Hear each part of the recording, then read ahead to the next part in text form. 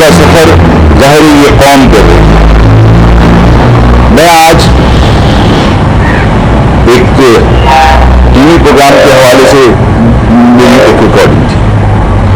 मैं आप लोगों के सामने एक गुजारिश करना चाहता हूं कि देखिए, मैंने एक बात कही थी कि महाजिर नौजवान रातों को होटलों पे बैठना बंद करें, और उसमें जाहिर है मैंने ये भी कहा था कि जो लोग आपसे सौदा नहीं खरीदते, आप उनसे सौदा क्यों खरीदते हो? आप बिल्कुल जाहिर है आपको एहतियात करनी चाहिए।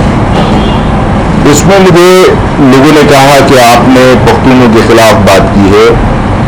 मैं आज अर्ज कर देना चाहता हूँ कि देखिए, मैं ना अपने अल्फाज वापस लेने के लिए कभी आमादा रहा। मैंने जो कहा वो मैंने दुरुस्त कहा था, लेकिन उसको जिस अंदाज में लोगों ने लिया और उसके बाद जो रिएक्शन आया और पख्तूनों के जो स्टेटमेंट्स आए, कुछ सहाफ़ी हज़रात भी जो नस्लन पख्तून हैं उनका रद्द-ए-अमल भी आया, तो मतलब ये तो अब मुझे अंदाज़ा हुआ कि हमें, अगर मैं अपनी कौम को मुत्तहिद करने की बात करूं तो ये कहा जाता है कि लसानियत को हवा दी जा रही है, लेकिन मेरे किसी बयान पर पख्तून कौम के तमाम लोगों का जो अचानक रद्द-ए-अमल आया, तो उससे मुझे लगा कि मुझसे ज़्यादा तो इत्तेहाद वहाँ है लसानी बुनियाद पर।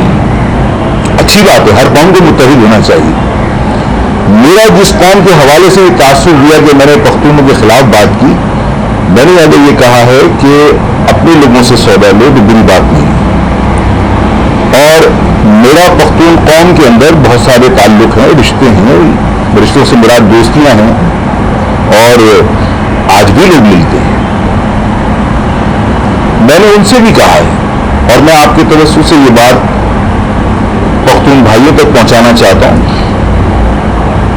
कि मुझसे कहा गया कि आफाक अहमद, सवाल किया गया मुझसे कि आफाक अहमद दोबारा 80 की दहाई के हालात पैदा करना चाहते हैं और उन्होंने लसानियत को हवा दी है। मैंने कभी कौमी धारी की सियासत तो की ही नहीं, मैंने तो हमेशा लसानी सियासत ही की है, तो ये कोई पहला वाक़या तो नहीं है कि मैंने कोई ऐसी बात की। और जहां तक ताल्लुक इस बात का है कि आफाक अहमद की किसी बात से लसानियत को हवा मिल रही है, और कोई खुदा ना करे कि लसानी फसाद का खदशा है, तो मैं आप सबकी गोशगुजार करना चाहता हूँ। मैंने कहा कि पख्तून मेरे भाई हैं, लेकिन पख्तूनों की वजह से अगर कोई शहर में तकालीफ है तो पख्तून रहनुमा बजाय इसके कि सुर्ख टोपियाँ पहनकर मेरे गुस्से में कहीं और जाकर अपनी प्रेजेंस शो करें, मेरा ख्याल है कि उन्हें बैठकर यहाँ इस शहर के मसाइल को डिस्कस करना चाहिए, क्योंकि जिन मसाइल की वजह से परेशानी के अंदर लोगों का रद्द-ए-अमल सामने आया है, उस चीज को हवा मिलने से हालात खराब हो सकते हैं। उन्हें डिस्कस करनी चाहिए कि पेशावर के बारे में अगर पूछा जाए तो लोग यकीनन ये कहेंगे, और वो खुद भी फखरिया कहेंगे कि ये पख्तूनों का शहर है। अगर लाड़काना के बारे में डिस्कस की जाए तो यकीनन लोग कहेंगे कि हाँ, ये सिंधियों का शहर है।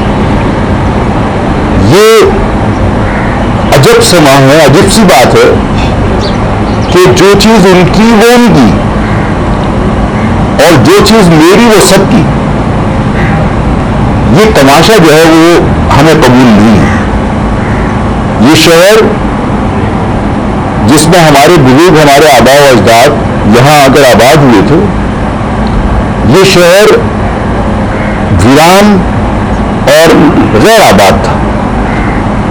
नहरी जमीन यहां नहीं थी, जिसकी वजह से सिंध के लोगों ने भी हमें आगे की तरफ धकेला। ये डेजर्ट की तरफ, ये तो इस कौम की सलाहियतें थी, हुनरमंद थे, पढ़े लिखे थे, कि उन्होंने अपने हुनर की वजह से इस शहर में इंडस्ट्रियलाइजेशन को प्रमोट किया और यहाँ जॉब अपॉर्चुनिटी क्रिएट की। और जब इंडस्ट्रियलाइजेशन प्रमोट हुई, पैसे आए और इस शहर को उन्होंने डेवलप किया और बाहर से भी लोग आए, तो हमने हमेशा सबको वेलकम किया। इसलिए कि हर शख्स का हक है कि वो रोजगार के हुसूल के लिए कहीं भी जाके आबाद हो। लेकिन इस शहर में कानून ऐसा लगता है कि वो सिर्फ मेरे लिए है, बाकी जो लोग आए हैं वो कानून से मुबर्रा है। और हुकूमतों की इस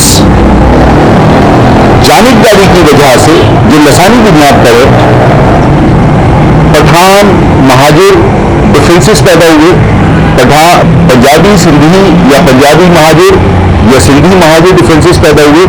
ये जानबूझकर किया जाता रहा ताकि ये डिफरेंसेस जो है ये उनके लिए आलाकार लोग पैदा हो सके।